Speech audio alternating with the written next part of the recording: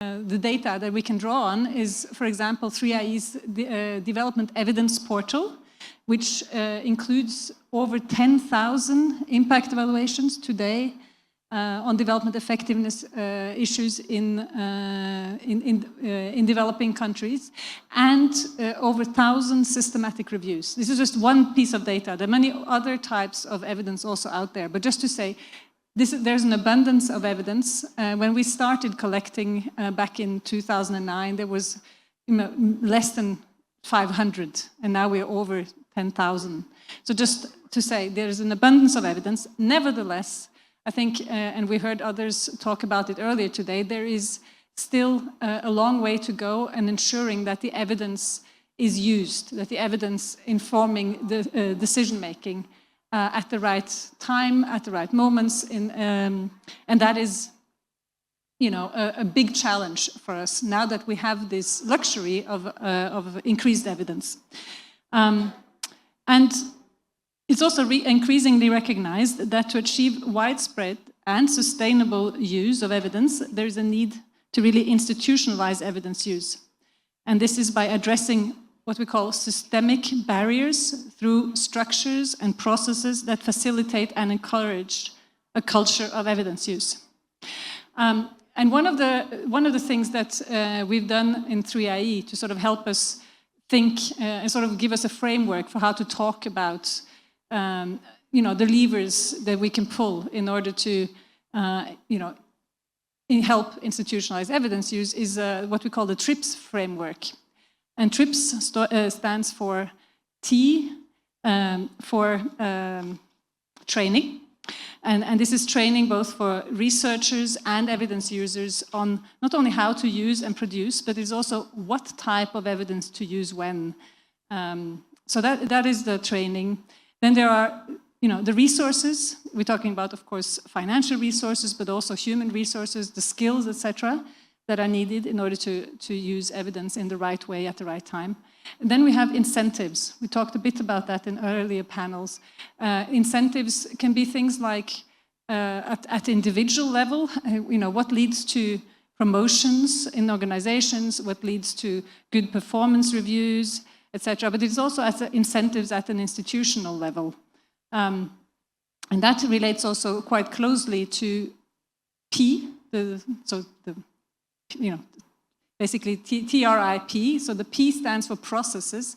And again, if you think about it, there are processes that can help in institutionalized evidence use. There are things like requirements of, you know, quality at entry in development institutions, for example.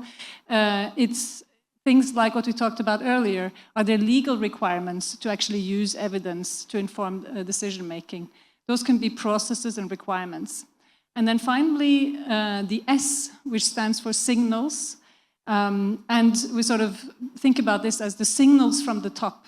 You know, in organizations, in government, if you have high-level decision makers that actually believe in this, believe in using evidence, and talk about it often, lead by example, then that is also something that will, you know, tend to trickle down in the organization. So anyway, just to say that this is one framework. I'd love to hear it sort of thrown out of the window, so to speak, or improved on, but potentially something that the panelists can bring into their responses if useful. So now let me introduce our distinguished panel. And to me, they're heroes who are working within or with organizations and governments to improve their development effectiveness.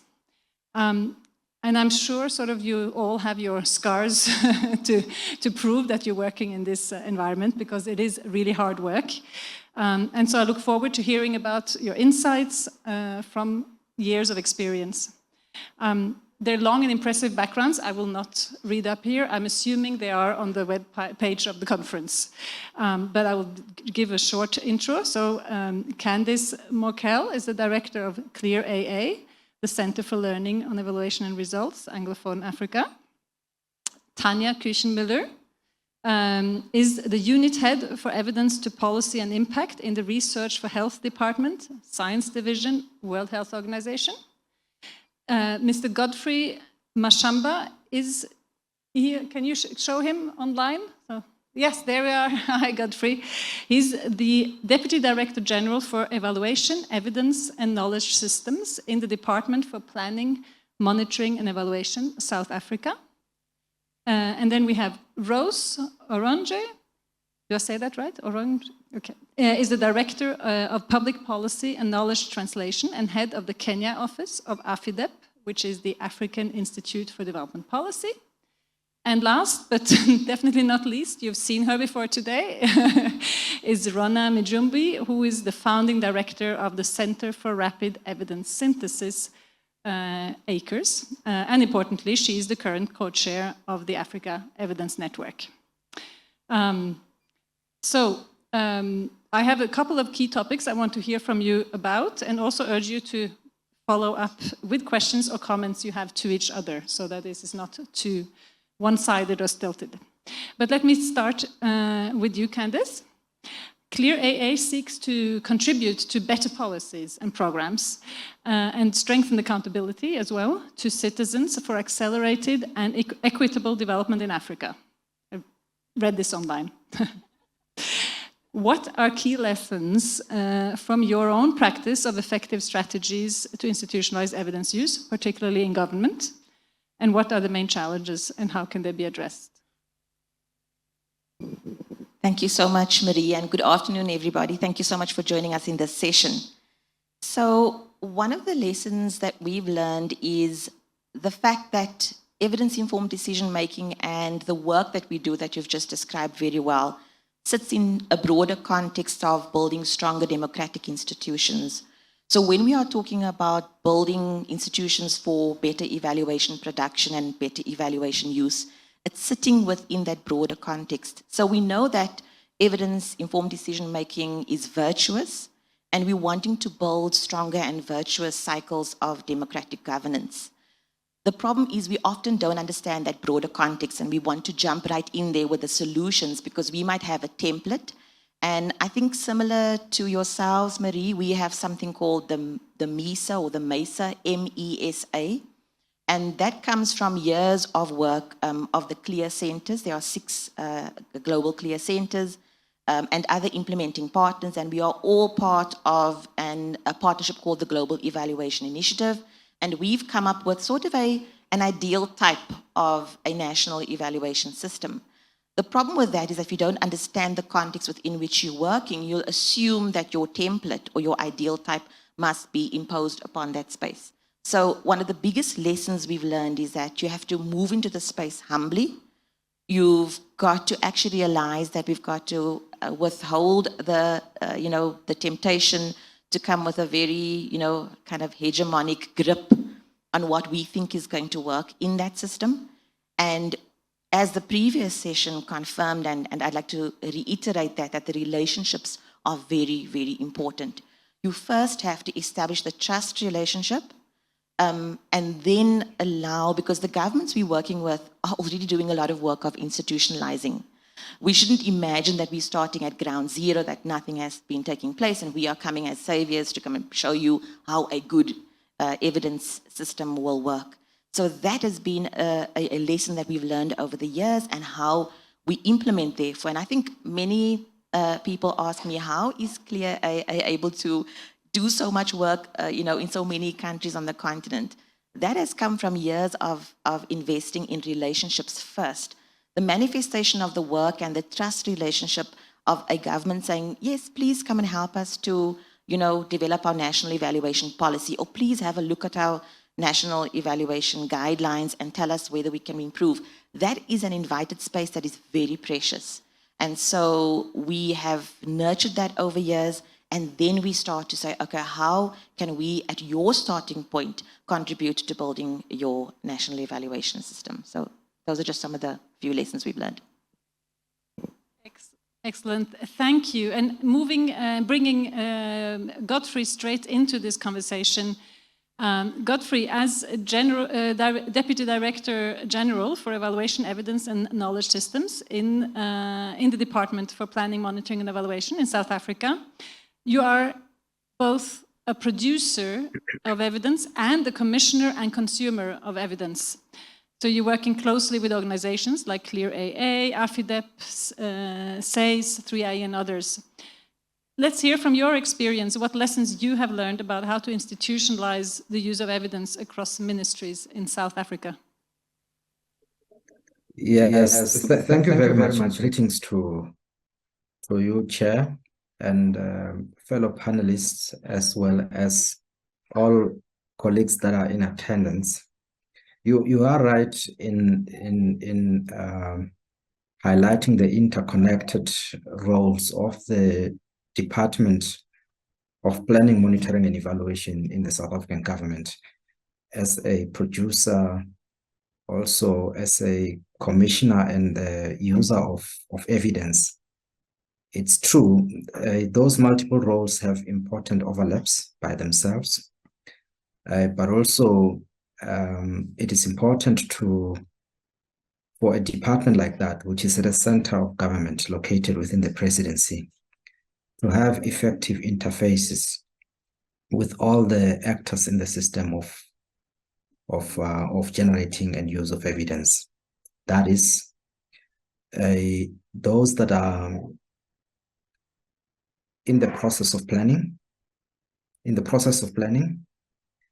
those that are in the processes of lobbying certain positions in the country, that is outside government, be it private sector, civil society movements, those that are in the practice of research and generating evidence or knowledge in that space, and also across the spheres of government horizontally in various sectors of government, but also in the different spheres of government, because that's how the system of South Africa has been designed. So I'll pick up on three specific examples of tools that we use to institutionalize evidence-based informed decisions in South Africa. Some of you may already be aware of them, but I'll just point them out.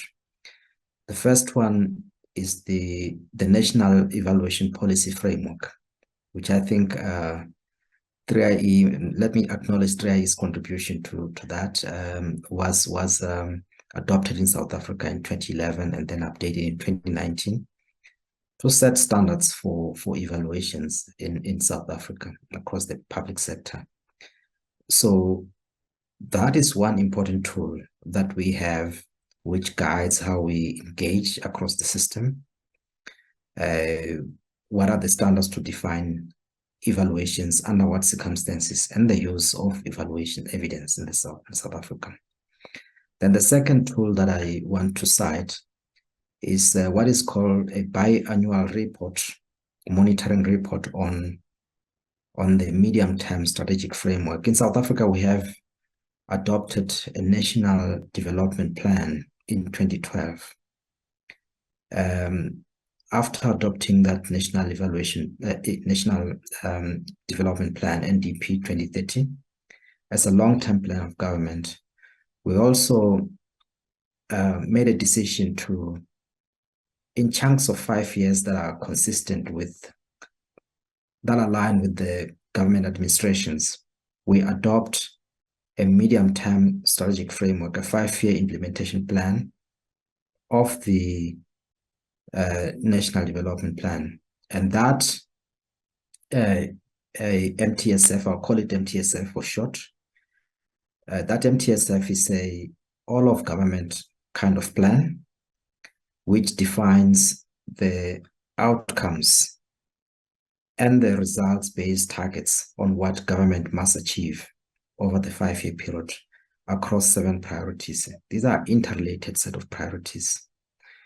So biannually, there is a process of producing a report across all the 7 priorities, be it in the process of building a capable state, economy and job creation, education skills and health, social wage and delivery of basic services, be it social cohesion and safer communities, or how South Africa interface with the outside world. So this report is produced on a 6-monthly basis, and it enables a regular engagement at a very high level of government, because it's presented in cabinet with all the ministries there to understand what is the process of implementation, whether we are actually implementing what has been planned, whether the results are being achieved. And the regularity, which is one of the important lessons, the regularity of these meetings, pitched at the highest level of government, enables ways to strengthen institutionalization of results-based framework and evidence-based decision processes. But that's where the evidence that is produced from technical work interfaces with the political considerations at a very highest level, and it helps to recalibrate things, and it generates a set of recommendations that becomes the focus of the next 6 months in terms of implementation. So that is one very important area of lessons to draw. The other lesson to draw from this is that that process also tracks what is called lower order or process-based indicators, because those, in addition to tracking the results, because these lower order or process-based indicators can actually be useful predictors of performance. And if there is failures in their delivery, they trigger action in terms of intervention to correct whatever that needs to be corrected. So then the third example that I'll pick is the one on the frontline monitoring. We have an aspect called frontline monitoring of service delivery. That tool has taught us that timeliness is crucial in the generation and the use of evidence. During the period when we were implementing the COVID-19 vaccination program, frontline monitoring, because it uses field visits, interfaces with citizens, ordinary citizens, to gather lived experiences of people, direct beneficiaries of programs, feedback. It generates also pictorial evidence of what is actually taking place on the ground. And the methods of escalation and the turnaround times enables the currency and responsiveness in the use of evidence to make corrective actions when there is still a chance to correct and then course correct and get back to achieving the results. So I'll share one more lesson, third lesson, that not all the recommendations that you have can be implemented. So evidence enables us to generate a whole range of recommendations or action items. But there is a need for analysis of what are really the important actions to help scale up or to help improve the results. What can we invest in? What do the resources that we have enable us to invest in terms of funding, in terms of implementation capacity to correct? So not all these things are important, but also priorities of government, because they are so interconnected. We have used these tools that I've cited here to weigh the options and analyze the risks associated with some of the recommendation, to then be able to choose and say, what is it that we can implement that can help us to fast track delivery, to improve performance, or to correct what is not going right. So I will pause here for now. I will add later in the discussion as we engage with the audience. Thank you very much. Godfrey, and really interesting to hear how, and congratulations to your government for having introduced all those tools and sort of processes and requirements and training that sort of through those processes, I think. So we'll probably dig into that a bit more in a moment, but first let me introduce an and ask Rose to come into the conversation. At AFIDEP, you are involved in research about evidence-informed decision-making, as well as engaging in and developing capacity aimed at EIDM across various countries. And you have engaged with ministries, parliamentary networks, the media, among others. So very rich and varied stakeholders. So if we could hear from your experience, what key lessons you have drawn about how to institutionalize evidence use, particularly in government. And again, if there are any challenges or so that you want to also emphasize and how to address them. Over to you. Thank you very much, Marie. And it's an honor to be on this panel talking about institutionalizing evidence use, because that's at the heart of AFIDEP's mandate. We set up about 13 years ago to make evidence use a norm, to promote and nurture a culture of evidence use. And over the years, we've realized that it's one thing to provide evidence, it's another thing to have people using evidence on a day-to-day basis. And so when we've done a lot of things over the years, and I can just share some of them so that the lessons I share, I'm putting them into context. For us, institutionalizing evidence use means that you have people in decision-making agencies, in government agencies who value evidence, they have the capacities they need, they have the tools they need. They're incentivized to use evidence, because often I say that using evidence sometimes is hard work. You have to find it and assess the quality and use. And so you want to have people who are incentivized, and there's demand for the evidence, there's investment in structures that generate that evidence. And so when you think about that, you realize that there's a lot of things that can be done.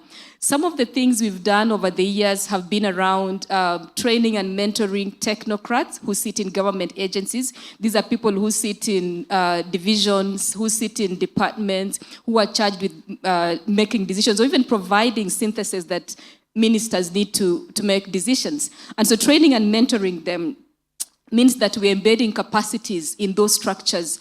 They're able to find and use evidence and when it's needed.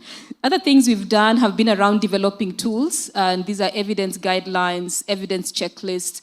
And it's one thing to develop them, it's another thing to actually have them integrated in routine decision-making processes, for this to be used. We've also placed experts in government departments. For instance, we've placed budget experts in the budget office in Malawi Parliament for 3 years. And of course, at that point, we are agreeing with leaders in Parliament that at the end of that funding, they would be taking on these experts. And some of them are actually still in that department. We've also done quite a bit of advocacy, because it's one thing to train and mentor and place experts, another thing to have governments putting budgets in their own research departments, in their own budget departments. And so we've done quite a bit of advocacy as well, advocating for budgets, and we've seen budgets allocated to research departments, for instance, in the Ministry of Health in Kenya. We've seen government agencies allocate more staff, to departments that are charged with providing evidence. And so a lot of things we've done around not just providing evidence, but supporting the strengthening of structures. We have learned a lot of things. I'll just touch on some of them. Maybe I'll start with just building on what Candice said in terms of understanding the context. Governments are very political, and we all know that sitting here. So understanding the arrangement of structures, the relations, the power dynamics, and how they relate with each other, but also importantly, continually monitoring. Because people come in this year, next year they're not there. And so continually monitoring what is changing. Are there new strategies? Are there new directors? What are the priorities of the incoming leaders? Continually monitoring that means that you're able to align your interventions or find ways of navigating, because often you can't always align, but sometimes you find ways of navigating. But the other thing that I would like to add in terms of lessons is also the value of focusing interventions in existing knowledge structures, because often they're there, but they're very often they're not very well funded. So you'll find research departments and ministries sometimes having 2 or 3 members of staff, and with no budget, with no strategy. And so investing in those structures means that you're strengthening them. And by the time your funding ends, our funding is often 2-3 years. By the time it ends, that structure is in a better place to continue with some of the things that we've been doing. Sometimes, though, we've actually found leadership within government that is keen to introduce those structures. Sometimes they're not there. And so supporting them to actually introduce those structures. And we've seen that happen in Nigeria, where the Ministry of Environment, in partnership with 2 other ministries in Lagos State, not at the federal level, introduced knowledge translation units within their departments, which were not there as well. And whenever they do that, then we train and mentor the staff they put there. And so the value of doing that, it means because people like us, we sit outside government. So we'll get a grant for 2 years, 3 years. If you focus on those structures, it means that by the time your grant is over, they actually continue with some of the interventions we've been having. And we've seen that happen even in Kenya, within KEMRI, and I have some colleagues here from KEMRI whom we've worked with before in the knowledge management unit. He's waving at the back. But they're actually going forward. That department has been strengthened, and they're continuing with the systematic review training and mentorship, part of which was started as part of the work that we are doing, but we don't have funding anymore, So that structure is strong enough to actually continue with that work. The third point I would say is having a longer term, view and vision of institutionalizing evidence. Because institutionalizing evidence is not train and run, right? This is something that happens over 10 years, 15 years. And so getting into it with that big vision, but then being realistic that you're thinking of incremental things that we want to do now that will be building into our big vision. And so some of the things we've done have been like, can we focus this small grant we have on developing evidence use tools? And then as our funding ends, can government continue with integrating those tools into routine decision making? I gave the example of putting experts in parliament, for instance. That was just for 2.5 years. But then we are thinking about if they're taken over, then it means the parliament has a budget office, that is well staffed. So having, yes, we have short-term funding, but you're thinking strategically, and what are the things that you can put in place strategically to incrementally strengthen institutions. The fourth thing I would mention is leadership, and I can't say that enough. The value of that, and this is leadership within government institutions. Part of the success we've realized as AFIDEP has been that you find people in those departments who love evidence, who want to champion it. And so they actually drive your work within the government agency. So you don't have to be the one sitting in the ministry doing anything. Sometimes you find them, sometimes you have to nurture them. And so for us, sometimes we have worked with people. We started, in 2013, training and mentoring them. They have risen in the ranks, and now they're leading departments. They become our champions within those institutions to drive evidence use. And then the other thing I would say, and I don't want to miss to say that, is accompaniment. We found that we don't come in as the ones with all the solutions. We design our interventions from the very start. We design with people who sit in government. And so for us, implementing the work is really accompanying them to do what they need to do that adds value to what they're doing. Accompaniment has really been critical. It also goes hand in hand with relationships, which you talked about. And finally, it's just proximity, being there. As AFIDEP, we've implemented work in different countries, and sometimes we've realized different outcomes. And some of them have to do with having experts who are connected there on the ground, We've seen that as one of the reasons why sometimes our interventions have worked very well in some countries and not in others, because you have experts in some places who are on the ground who are driving the work, and in some contexts, partners are struggling. So having the proximity, people on the ground who understand the politics and driving the work is so critical. And then just finally to say that institutionalizing evidence, you asked me to talk about government, but often I always argue that we have to institutionalize everywhere, even within research institutions. When you look at academia, you realize that we are very good in just publishing wonderful papers. We don't have knowledge translation centers. We don't have evidence synthesis centers. We don't require researchers to be in a technical working group or even publish a policy brief or anything for them to be promoted. Once they have their paper in the Lancet, we are done. And so as we talk about institutionalizing evidence use in government, we also need to talk about what is happening in research institutions. In intermediary bodies as well. Bodies like media agencies, CSO, it's one thing for them to cover evidence, it's another thing for them to be thinking about their systems as a way of being able to promote evidence use and advocate for it. Thanks. Wonderful. I love the note that you ended it on, and I have to say that we have the same discussions in 3A. Have we institutionalized it internally? And just I think a theme here coming out is very much around the long-term game, but also the going into this as partners, humbly understanding the context. Very much a theme. I know you were. Are you keen to jump in now or later? Yeah, just. Mr. Mashamba, it's Candice Morkel here. I'm going to be switching it up a bit and taking over the chair for a moment and asking you a question. I think that it's always so valuable for us as partners sitting sort of on opposite sides of the table, we as international organizations who are keen to support governments, for example, in this journey of institutionalizing. And as you've heard, I said before, is that sometimes we have in our minds a template or our journey or pathways that we believe are the right pathways to institutionalizing evidence use.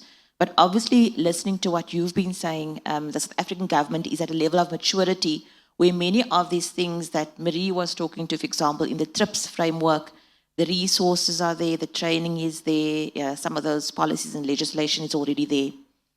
What would you like to see organizations such as ourselves providing to yourselves as government, the kind of support, the kind of assistance that governments need, I would say at the level that you are at, and even maybe reflecting on some of the other peers that you have. I know that you sit on the Twende Mbele committee as well, that you've heard your peers speak about.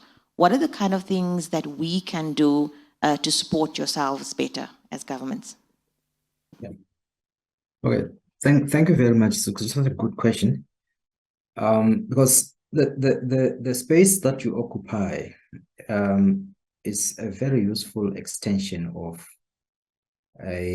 what government should be doing, but sometimes government does not really have a lot of time to do that because they are chasing whatever they are chasing.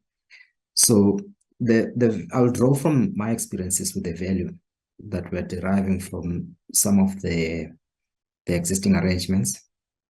Firstly, the fact that there is abundance of evidence out there would then mean that there must be some ways of knowledge brokerage and knowledge translation for purposes of policy support. There's work that we're doing in South Africa, for example. I know Africa Center for Evidence is part of that process and several others for evidence mapping across the priorities of government. That is a very important area of work because it draws from the existing knowledge base to then say what exists, which can then make it easy for us as policymakers or policy actors to synthesize quickly existing knowledge, and then save us a lot of resources in terms of initiating new research work. So I think that's one of the spaces. The other ones, the review of standards and tools, because whereas we have tools and standard and guidelines in place, evidence standards and all that, sometimes they need to be updated from time to time to make sure that they remain relevant and useful under the changing circumstances. So the work that we are doing with ClearIA and others, where we called a group of people to experts to say, let us look into the impact evaluation guidelines under the current context of South Africa and see how we can improve it. One of the lessons that we've picked up is that so many of our engagements with leaders in government and stakeholders, they like talking about impact evaluation, evaluate impact of this, evaluate impact, and sometimes without understanding what exactly impact is. So, but also a need for quick results. that we need to improve understanding and the levels at which we pitch different forms of evaluation to achieve different types of evidence needs, different sets of outcomes. So that's where you come in to help us review sets of standards we have, guidelines we have in terms of identifying gaps, and work with government in improving that space. Then the third one, which I think can be the last one to share now. I know the list can be not be exhaustive. The importance of peer learning, because you operate in your space, you are peer learning across countries and across institutions. You are in a better position to know who is doing what at the point in time, and who needs what at a point in time, and you can be a very important interlocutor in that space to then facilitate interactions between those who need something and those that have. Dissemination of knowledge, facilitation, knowledge flows in the space of evidence use and evidence generation. The platform we have with Twendembele, I think South Africa has a very good reason why they participate in the Twendembele platform, because it enables us to learn across countries in this space. So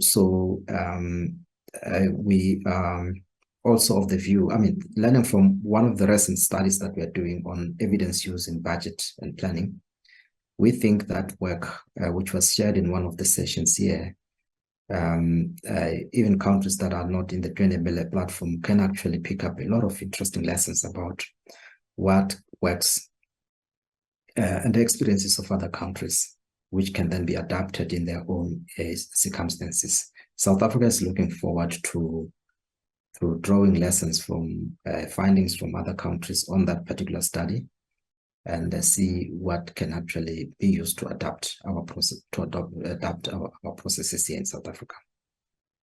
Thank you. Thank you very much. Really interesting. And let me actually pick straight up on the first point you talked about, making the existing evidence rapidly available. And that brings me straight to the next panelist. Rhona, you've been founding an organization that was doing just that, ACRES. And to put it bluntly, we have seen sort of in the past also often that sort of, the evidence doesn't come to us quickly enough is a bit of a policymaker potential excuse, or maybe not, but you've been helping to fill that gap with the organization. And so I wonder, has it helped? Has anything changed? And did the evidence produced by, did you follow up with that, and did you see things changing with those ministries and champions you worked with? Thank you, Marie. Very good question, and in a nutshell, I'll say yes. But it's a loaded yes. There's a lot that goes into that. So one of the things about the policymaker being able to access evidence in a timely manner, or almost as immediate as they want it, is that it helps to change that mindset of, do I need the evidence? Can I make the decision without it? So as opposed to if they had to wait for the evidence for a while and they still can make decisions anyway, but also helping them to see the benefits of getting this in, helping them to interact with evidence. So, and the good thing with what we have been doing is that it's demand-driven, okay? Once they are the ones asking for this, you really have a very big window of opportunity to not only to provide the evidence, but to get them to see the benefits, to get them to be involved in the process, to really get them to interact with evidence. And I think our very first evaluation, several evaluations after, but our very first evaluation what it came up with, and I'm trying to remember, this is from more than 12, 13 years ago, but I remember that it scored very highly on satisfaction. It did not, so we had several questions like, did they change their mind? Did they, about what they knew before they got the evidence? Did they change their course of action? There was a third question, and then later it came into, how would they rate this? Was it of value? How satisfied are they? And it rated almost 100% with all of them about satisfaction. That what it changed for them was the confidence that it gave them in the policy-making process. Remember, these are people coming in the setting of urgency. So whether it is that they're going to answer questions, say, in Parliament, or they are having discussions with a donor, but all of this is time-barred, and they are under some sort of pressure. And when they're under pressure, evidence is not the priority at that point, but being able to go through the process and not bungling it up. And so the fact that evidence came in and gave them, and this is a myriad, like a whole continuum of policymakers, but the fact that they say evidence gave me confidence in making this decision, and I didn't have to question myself, as in, what will I say if they say? That's a huge thing for a policymaker. And at that time, I didn't know it was even that. I always thought they know what they're doing, or I don't even know what I'm adding to the process. And they were like, I know the answers. Half the time I know the answers. I'm just not confident. I don't know if they work or they don't work. I don't know if I'll have to answer questions. In Uganda, we have the PAC, the Parliamentary Accountability Committee. And at the time we started this work, it was a place that everybody feared. They're like, I don't have to worry about PAC anymore. So for accountability purposes, for confidence in the policy-making process, and this is not confidence for them alone, but confidence for the beneficiaries as well, asking them, how did you arrive at this? That was quick for them to show. And also the fact that, with evidence, many times you'll ask a policymaker, so how did you know that? And they'll say, I somehow know, like I've had it before. They don't remember where they knew it from, and so they can't defend how they know that. But with the rapid response service, with the rapid evidence, this was evidence that we were providing for decisions that needed to be made within 28 days or less, within 28 days. They were able to pinpoint, how do I know this? And that's important for them, for their profile, for the defense and confidence in the process. And so the more people we spoke with or worked with, the more they began to see the benefits of using evidence. And for them, the benefits might have been of confidence, but they didn't realize how much it was actually changing their mindset.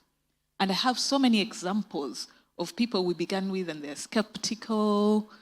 They're like, oh, yeah, but we're the ministry, we've always made decisions. We didn't have this sort of tool or this sort of thing, especially because, like Rose said, it's hard work, and they're thinking, do I have to go through this? I've always done it without really going through, looking at checklists and, appraising staff. They began to see that it wasn't as bad as they thought. If anything, it was on the other side, it was beneficial. And so the mindset began to change. And I think I want to link that into our conversation about institutionalization, that many times, and again, I've always, and we've had this conversation not too long ago, it might be exactly a month ago with Rose. How are we defining institutionalization? What is institutionalization? When we began this conversation so many years ago, it was, you have everybody in government or everybody in the decision-making space using evidence to make decisions. So you've achieved institutionalization. If you ask me now, I'm not too sure that that is what it is, because there's so many parts to it. There's the mindset, like I've been saying. There's culture. Okay, this is me now even ignoring the processes and systems. I think a lot of the work that we have been doing is around building processes, building systems, getting the skills, so making sure every policymaker understands how this works and has a checklist and knows where to go, and every researcher knows where, that sort of thing. We've built the skills, we've forgotten capabilities. And I think one of the capabilities that for me is a big thing is the leadership, the leadership in all the spaces when you think about evidence to policy, okay? We've built the skill, the technical skill, but forgotten that part. We've built the skill to find this evidence, to synthesize it. We've not built the brokering skill. So we've always thought in the past that, I could get a researcher, and if they change their work and it becomes a policy brief, I'm there, I'm done, I can take the policy brief. If I call a policy dialogue, I think that is fine, okay? We've also thought that if I get the policy maker to find out where I am, and they can come to the research field and get the research that they want, I think we're done. And we've forgotten that process. I always liken that process to an ambulance, that you have a patient somewhere and you have a hospital somewhere. What happens at the hospital is really dependent on how fast you get that person there, how well you get them there.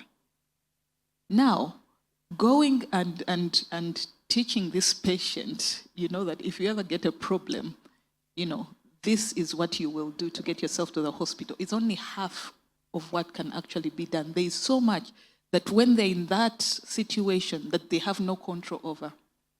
And there is so much that the ambulance can actually help with. We've given skills to researchers, but we've forgotten that they're researchers. That's their day job, okay? And we want them to be brokers of their work. How much they can actually be brokers, they can now tell us. It's been a while, okay? We've gotten policymakers to try and be brokers. So they forget the cabinet meetings and all of that, but broker, find the, how much can they do of that? And forgotten to build the brokerage field, okay? If I asked in the room how many are actually knowledge brokers? Yeah? Okay, the people at the Question front. is formally or informally. I think if you say informally, maybe there are more hands. Okay. So there is that lag that could actually make things better. And that's only, I'm speaking about capabilities. I could go on and on about culture, about attitudes, okay? Candy talked about the humility that you need to work in this space, to know that you don't have all the answers, but to also, the brokers and the researchers could probably each talk about a time that they've had to work with a policymaker and know that at that point, it doesn't matter how good you are, you're the underdog. And there's so much that you can, that you have to take, okay? And not many of us are actually built for that. And that's an attitude of a broker. But then this is the attitude we're also asking of the researcher whose training, okay? I'm a scientist, I'm a researcher, so I know what my training was like. I come out knowing everything. So my interaction with the policymaker is difficult in the beginning because I'm better than them. That's what the world has taught me. That's what the system has taught me. And the system has also taught me that the policymaker actually is just running after, I don't know, something. Godfrey said they're running after something. He doesn't know what they're running after as well, But there's all of that goes into institutionalization. We've only done part of it. Many of our institutions have done very well with the processes, the structures, the building the knowledge and getting it into places. There is the glue that holds those places. And I think that's where now we have work to do. And that's where, when Rose says that you should be in this for the long haul, it takes time. It takes time. But also, if I go back to the word definition, to the idea of definition, how are we defining institutionalization? Is it that we want to see everybody do this at the end of the day, and what does that take, okay? Or do we actually have endpoints along this journey of institutionalization? Because it's going to take 20 years. And are we going to come every 5 years and say, why are we failing? Why are we failing? Are we actually failing? I actually don't think we're failing. If you look back 10 years ago, 15 years ago, where we were, the people who had bought into this idea were not 5,000. Yeah? But that's a mindset change. Things are happening. Things are happening at different levels. There's institutionalization. It has to happen at the individual level. It has to happen within an organization. So we talked about researchers. Have they institutionalized? And what does that mean on their level? If we go back and define it as in people using research, what does that mean for the researcher? It leaves them out. Yeah? At the organizational level, how about the mindset and culture at the national or regional level? If we say we are now looking at ECOWAS, WAHO, or we are looking at the East African community, or we are looking at SADC, okay, at that level, what's going on?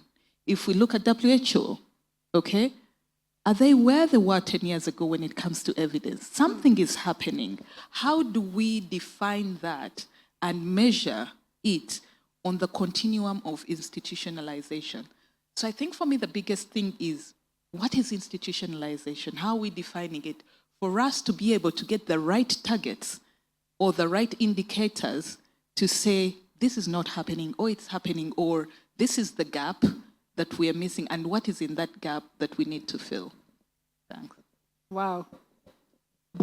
It reminds me of what I said earlier today. I think you're right, but it reminds me of some of us at least being very impatient, and it's a challenge because, yeah, I think there's an average time of changing sort of an institution. I think there was some research on it about being 11 years.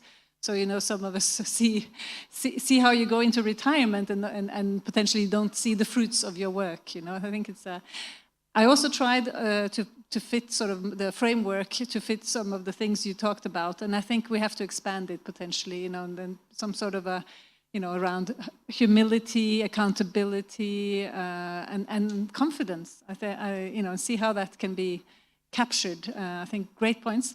Let me bring in you, Tanja. In your capacity, leading the unit dedicated to evidence, to policy and impact in WHO, Research for Health Department.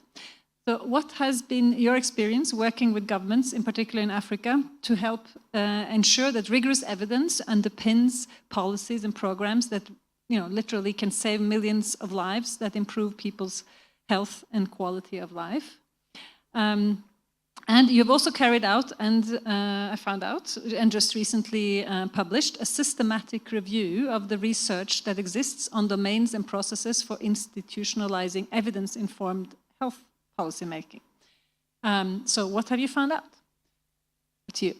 Thanks so much, Marie, for those two questions, which I'm trying to answer in a combined manner, and maybe just going back to my own professional career development, which in fact in the area of evidence-informed policy started in Africa.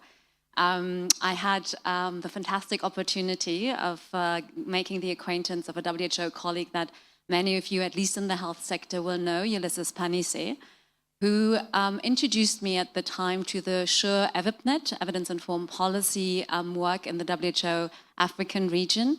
And I was able to participate and contribute to 3 different multi-country meetings in that context, first in Zambia, then in Mozambique, and later on in Burkina Faso, and that's also where I met Rhona at the time.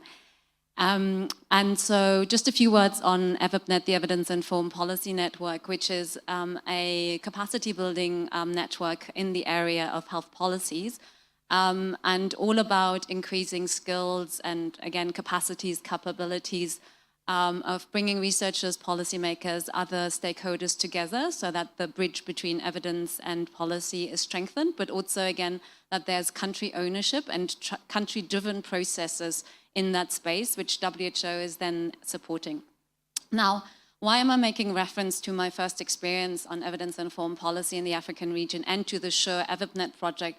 It's in fact because when I got to know this country work in many African countries and was really inspired and impressed by it, It was supported by the SURE project, which provided funds, but also external technical capacity building, technical assistance, and also a lot of new tools were developed at the time, which then suddenly came to an end. And so we had a lot of discussions, and I so clearly remember them. How are we going to continue with this work? How are we going to allow for sustainability, of resilience, so that this fantastic investment that took place by countries themselves and partners wouldn't just come to an end? And so I'm very pleased to say that many of those countries, in fact, found ways how they were able to cope with the situation. It wasn't always straightforward, of course, but through expanding their portfolio of work, for example, or getting new funders or new partners on board, that they could continue, sometimes in a slightly modified way, so not only evidence-informed policy, but then more embarking on clinical guideline development, which is very similar but different, as we know. But nonetheless, many of those countries, Uganda is a great example, where the initial work that was undertaken by SURE and AFIDEP continued. But for me, that was a very striking experience, because when then I started working with AFIDEP in the WHO European region, where in 2012 we then established AFIDEP Europe, one of the key elements that I really wanted to, can't say ensure, but promote, is that we think carefully, how are we actually engaging with the countries, and how can we go beyond individual capacity building to make sure that there is sustainability planning. And at the beginning, I need to say, I think we were a little, not off track, but our thinking was very much along the lines that we have to go beyond individual capacity building. So what does it mean? We have to train organizations, right? So the next level. And that's what we aim for. We also, when engaging with countries, I think that was the first time in the context of AFIDEP for SURE that we asked countries to first do a situation analysis, so that we could clearly understand what are the mechanisms at country level, what are the lessons learned, what can we build on, what can be improved, but that we do not reinvent the wheel. And ultimately, the situation analysis was also meant for us not to just go into a country, ask the Minister of Health to establish a team, but to do that in an evidence-informed way. So our first step was this thinking about we have to move beyond the individual level, do organizational capacity building, we have to institutionalize. So we frequently use the term institutionalization, but as we've heard also from Rhona earlier, like what does it actually mean? What is institutionalization? And how can we support member states in that field? We claim institutionalization, but we don't really know the way forward. And so finally, then earlier this year, Marie was mentioning it, we published an institutionalization checklist, which includes, and maybe I can ask for my slide, which includes a definition of institutionalization. And I'm not claiming it's the perfect definition. It's based on a critical interpretive synthesis that we came up with this definition. But first and foremost, I think it's important to keep in mind that it's an outcome on the one hand, but it's also a process. We have heard it takes 11 years for an institution to change. So it's really a long-term process. It needs to be country-driven, country-owned, contextualized, but at the same time also keeping in mind that it's not linear. So it's going to be iterative and back and forth. So sometimes it's a painful process, but if you have leadership and if things continue, then you will see over time that change is happening. So institutionalization is both a process and an outcome, and it needs to be nurtured, right? So it needs to be recreated, maintained, and reinforced for actually institutionalization to go into the, so to say, right direction and not to lead to deinstitutionalization, which can always happen. And then I think three other points which are important to mention. That is, on the one hand, the rules and regulations. So we had from Godfrey also about the national evaluation policy framework, which was very instrumental for their institutionalization. On the other hand, next to rules, there's the area of norms. And then lastly, also cognitive and cultural elements. Yeah, those are all parts of the institutionalization process. And I guess it's very much also in line with what you said, Rhona, earlier, that it's about not only processes and structures and trainings and skills, but it's about creating a new culture. But yeah, let me move over to the next slide then. The critical interpretive synthesis then led actually to two different frameworks that we developed. One, which is the domains framework that you see on this slide, and then the process framework, which underpins what I've just been saying, that it is a journey that we have to, with patience, go through. But the kind of domains that we identified through the critical interpretive synthesis are 6. So first of all, you have governance, and this is all about rulemaking, steering functions, but also then having the structures, the institutional structures, the knowledge translation platforms, as we call them in AFIDEP, so the intermediary function that allow on a continuous basis to link research to policy and the other way around. Secondly, it's about standards and routine processes. For this, we need tools, we need protocols, but we also need guidance that then allow for standardized processes and quality assurance. We also understand that partnership is essential. We can't just be sitting on our tree by ourselves on the last branch, right? But we really need to make sure that within the evidence ecosystem we have strong partnerships. But beyond the evidence ecosystem also, for example, WHO is an important partner that can support from the outside. So it's really the stronger and the more diverse, in fact, the partnerships are, the stronger is the domain of partnership in the context of institutionalization. Leadership and commitment, we have also heard, and it's really interesting for me to hear that so frequently in the context of institutionalization, because before we developed that framework, we were thinking leadership is more frequently seen as a change agent. Yeah, so if you want to make a change, then you need leadership, but that actually it's necessary to maintain processes as well, and you need to have the leadership throughout, is something that was very clear in the framework. Resources, of course, and that combines some of your trips as well, Marie. Resources is on the one hand human resources. We need to have the capacities, the technical skills. We need to have the critical mass at country level available. So going beyond just the knowledge translation platforms, teaching knowledge translation at university, having knowledge brokering as a profession. Financial resources, having diverse incomes for knowledge translation platforms to increase resilience, but then also resource in terms of evidence needs to be available. And lastly, is the culture change, so having the attitudes, the basic values, the assumptions that contribute to evidence use becoming more of a general practice that is being expected. So basically that is the framework that we then combined in the WHO checklist with the process framework and allow countries then on an individual basis, because we heard context is really important, so countries need to plan their own institutionalization journey. Now, what you've seen here is a conceptual framework that we developed, and we are now, we've received some seed funding so that we can pilot it in 2 countries. We're just embarking with that process.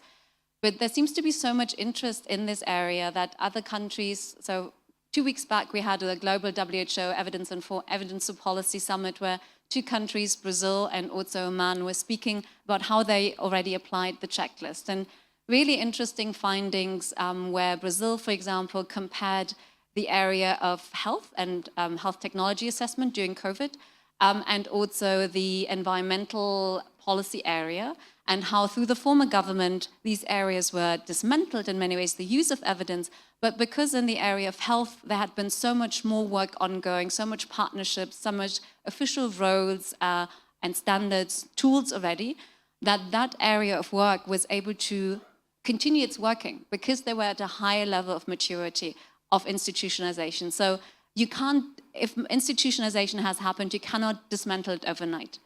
What we do not know for the time being is how the different domains that you see here, how they weigh against each other. And it really very much depends on the social political context as well. In some countries, maybe governance is more important for institutionalization, while in other countries, it's the financial resources. And we don't know, so in the critical interpretive synthesis, we outlined a few areas where we think additional research is required, including how the different domains weigh against each other, in which context. I'm very pleased to say that we have a PhD student who is looking, well, we have in another partner institution, university, a PhD student is looking into that in 4 countries in the Americas. So hopefully soon we'll be able also to have more information on this. So just to say again, this is a first conceptual framework which we will move forward with, but hopefully we are able, through the piloting and through the application, able to refine it, not only in terms of framework, but also in terms of tool, so that it's going to be even easier for countries to apply. The focus has been health, but we do think it's just as applicable in other sectors as well. So, yeah, thank you. Excellent. Thank you so much. This has been such a rich panel. I'm not sure trying now to summarize because you've all built on each other, but rather let's get over to the audience and get a few questions or comments. And I'm not sure who's taking the online comments or questions, but if you could sort of prioritize a couple, then in the meantime, we'll start with 2 questions in the room. I'm not sure, can the person who takes the online questions just elevate your hand so I know who it is? You are taking the, okay, excellent. So I'll come to you in a second. Let's just first see if there are a couple of questions in the room or comments. In the back, please. There's one there. A second hand anywhere, just so I see it already? Okay, let's go with the first. Should I get up? Hi, my name is Susan. I work with the On Think Tank. And thanks so much for a really interesting talk. It's really great to hear from such a diverse group of experts. My question is more directly to Rhona and then maybe more broadly to the rest of the panelists. I was quite struck by what you said, Rhona, about when you were asking policymakers about sort of the satisfaction with the evidence provided. And I think you were saying that one of the things that came out for you was that they were saying it gave them more confidence.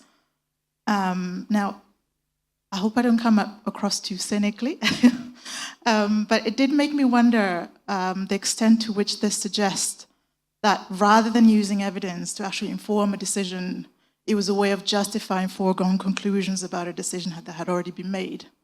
And I just wondered, in the second intervention, you then said, you actually saw quite a few examples of people actually changing their mind.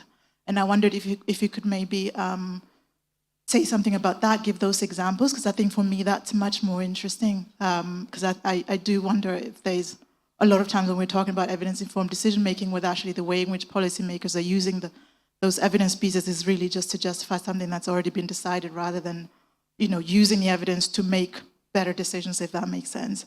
And this leads me to a broader question, which is maybe broadening it out to the rest of the panelists.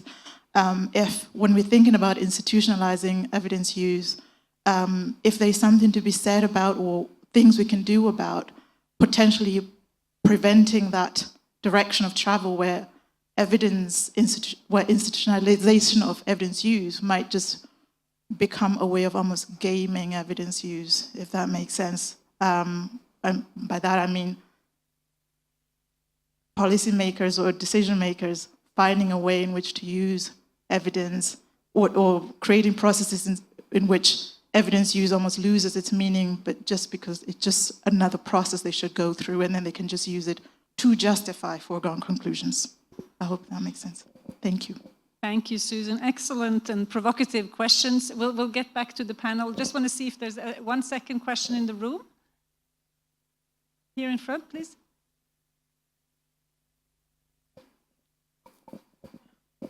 Thank you, panelists. My name is Celia. I work with the Uganda National Academy of Sciences. My question is regarding intermediate goals for institutionalizing evidence. I know there's been mention of we need to break it down into some short-term indicators. I'd like some examples of what kind of indicators this would be. Thank you. Thank you. Shall we take the 2 online as well? Thanks, Mary. Our online audience has been very engaging, but there are no notable comments or questions, just positive compliments and thumbs ups. Thank you.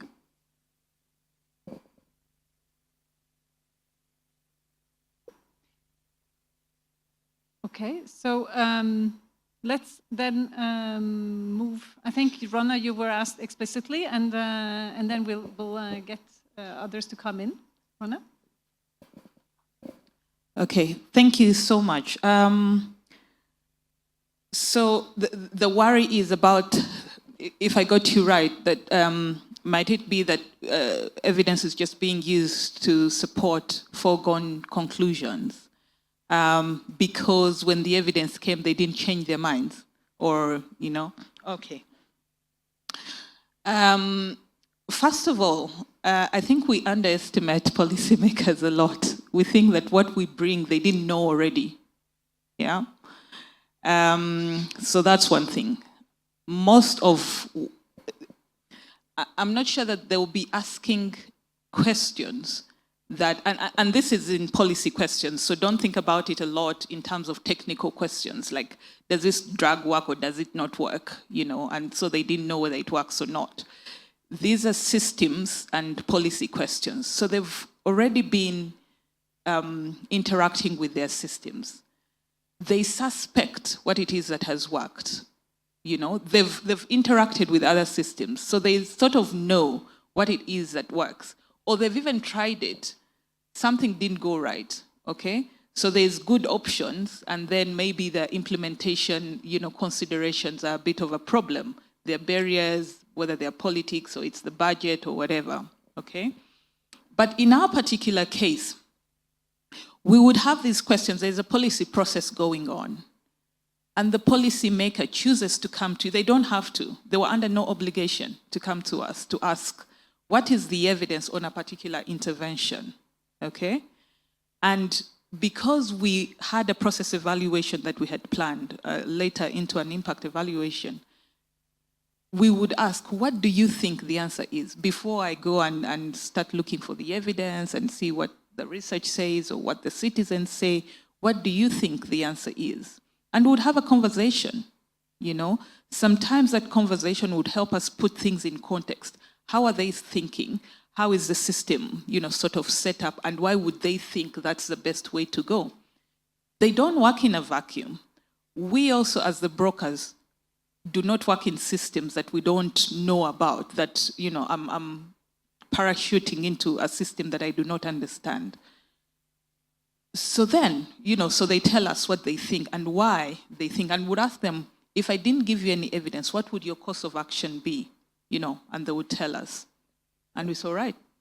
Then we'd go look for the evidence and, you know, come up with all kinds of options to which we would come back to them.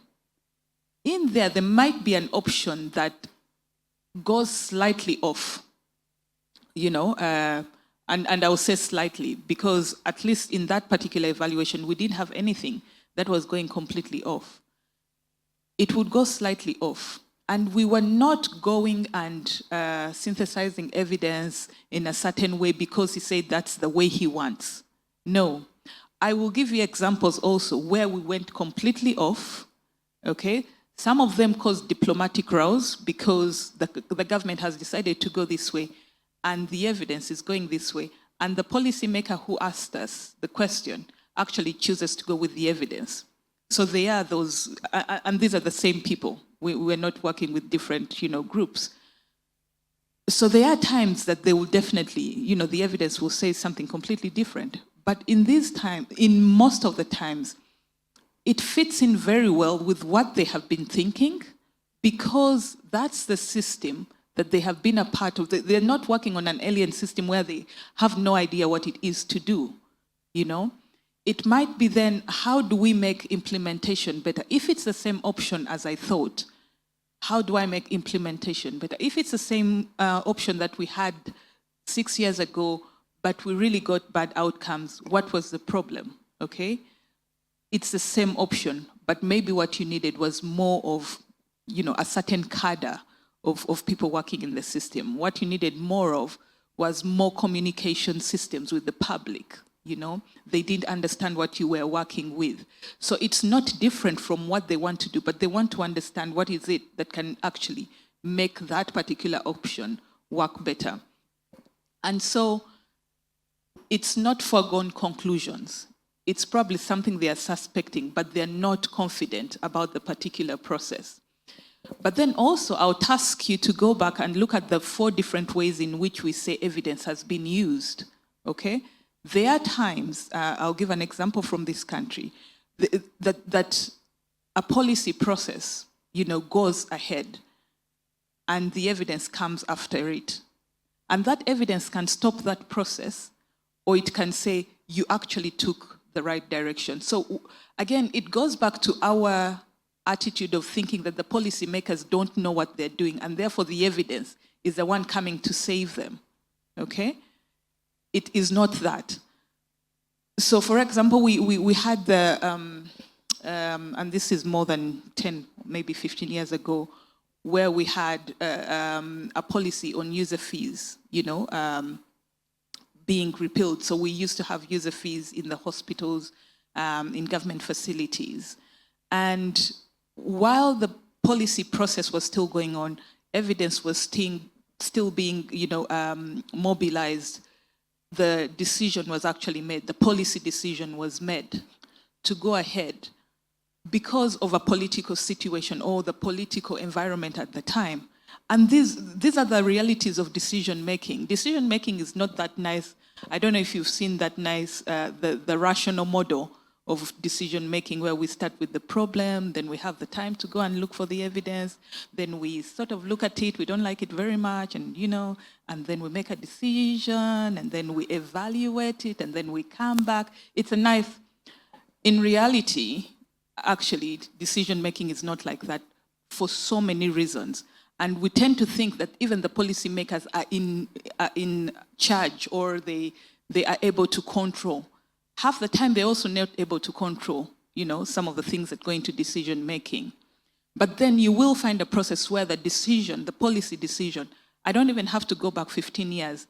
We had COVID, where policy decisions had to be made there and then, okay? Unfortunately, many of the countries or many of the places did not have structures in place that can provide timely evidence. And in many places, the evidence came after the decision, okay? In some places, the evidence really did, support the decision that had been made. Again, because people are not working from zero. They know, they have some understanding of the situations they work with. And so they will make a fairly informed decision, okay? Sometimes the evidence came and the decision had to be changed or modified in some way. Again, just to show that sometimes decisions will go ahead of the evidence, not because, they don't care about the evidence, or it's a foregone conclusion, so even when the evidence comes and supports it, well, it was supposed to go that way. Not necessarily, okay? There are certain situations, and many of them are really genuine situations where the evidence is supportive, but it's not that, well, that is where we are going to go anyway, okay? There was... I think that's great. I think we'll leave, because we're trying to end at the half hour. I think what I'll ask, but you got the direct question, so that was great that spend time digging into that. 1 minute each to either say, add to this question, or anything else you want to say in a minute or so. Yeah, Susan, first of all, nice to see you in the back, and happy to meet later. But just to add, I think, to what Rhona was saying, I think it depends also on the policy question, right? And how controversial it is, and how it either empowers policymakers, or sometimes they might not be very happy with the evidence that they're getting. So that's perhaps another aspect to consider. But getting back to the other question that was raised on indicators when it comes to institutionalization, that is definitely a very important area, and we would love to complement the work that we have done so far with indicators. The problem is, again, because institutionalization is so contextualized, can we actually develop meaningful global indicators, or how are we moving forward with that? But it's definitely one of our next steps we want to look into, if we can get the necessary resources for that. So we're a little bit stuck in that area, but we do understand that countries really would like to have that, not only for their own moving forward, but also to be able to compare where other countries are, and then maybe to learn from other countries. But there are, of course, certain indicators that one could choose that we have also seen in the literature. And if you have a look at, I mean, so we were speaking a lot about these structures. For example, if you have, we call them, as I mentioned earlier, knowledge translation platforms, or again, evidence support mechanisms that are institutions facilitating research or evidence and policy, that could be seen as an indicator. Its existence or its functioning, whether the knowledge translation platform has a strategy, whether there is a government budget line for this kind of work, whether there's an official mandate. So there are different indicators that for the time being, as we don't have any global or standardized indicators, that now that we are starting with the implementation or the piloting of the checklist, we will look into developing those with the countries, but again, on a case-by-case and country basis. But definitely a very important question and an area that we have a gap in at the moment, I would say. Excellent. So watch this space, basically. Here. Yeah. Want to give online. Godfrey, do you have would you like to come in with a less than 1 minute remark? Yes, I generally agree with the sentiment, but maybe one point to add there, that there is always context under which evidence is sought and also is provided. So the context at the time of actually making available that evidence, sometimes it dictates also the response. There is something called inconvenient findings and inconvenient recommendations that can cause serious problems. And that's why some of us, we have scars to show. Thank you very much. Convenient truths, yes. Thank you. Rose? Yeah, I'll just give an example building on what Tanja has said in terms of some of the short-term indicators, short-term things we should be doing. So at AFIDEP, some of the things we've been doing in terms of ensuring that we have more and more people in this room is getting research, academic institutions, universities to introduce courses around evidence-informed decision-making. Build in systematic reviews in their master's degrees, their PhD degrees. That way you are continuously generating people who will be your champions for evidence over time. So in the short term, we are looking at how many universities are we supporting to introduce these courses. But in the long term, we are looking at building a big mass of experts in this area. And then finally, just to say, coming back to the tick box, I think it's an important concern, but I wouldn't worry about that so much, because where there is evidence, I think there is light. I didn't mean to say that. But I remember in early 2000s, I was fresh from university, 2002, 2003, and as a communications expert. And I was sitting with researchers, PhD holders, that time with 1 degree, and I was challenging them, saying, you can't be sitting here just defining research questions and publishing papers. You have to be in government technical working groups. And one of them looked at me and said, if researchers were working like that, Graham Bell, the guy who discovered light, wouldn't have discovered light up to now. I sounded very stupid. That person can't say the same to me today. Because right now it's other people now who are saying we have to do co-production, we have to work together. 20 years ago, it was a lone voice, and I was looking like a university graduate with some crazy ideas. What do you have to tell us? So I think if evidence is institutionalized, ticking a box might be there, but there will be more voices in that room stopping others from ticking a box. Thank you. Excellent. Okay. Thank you. I really appreciate the point about the avoiding gaming the system, because we work mostly in the evaluation space.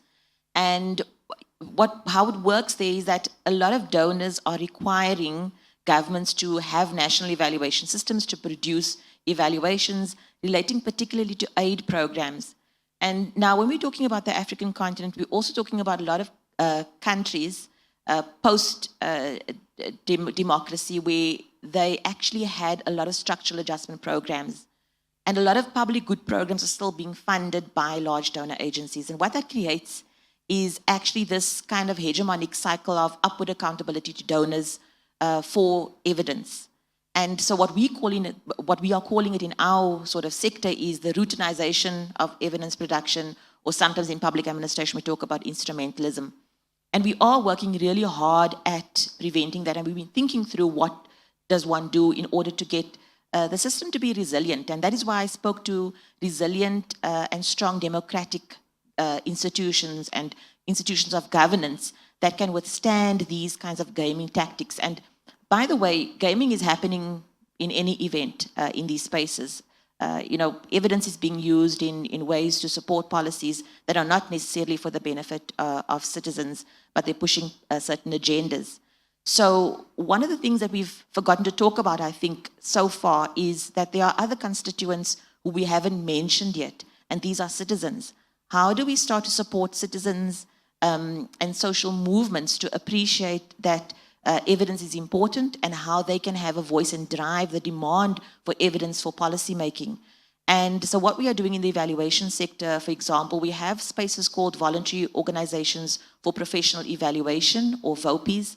And in those spaces, it's sort of neutral ground where we have the policymakers or the commissioners of evaluations together with the private sector, together with evaluators, together with academics, actually convening and having these conversations and making sure that we are building capacity, not only in the sort of chain of supply and demand, that there's a lot of complexity between that supply and demand.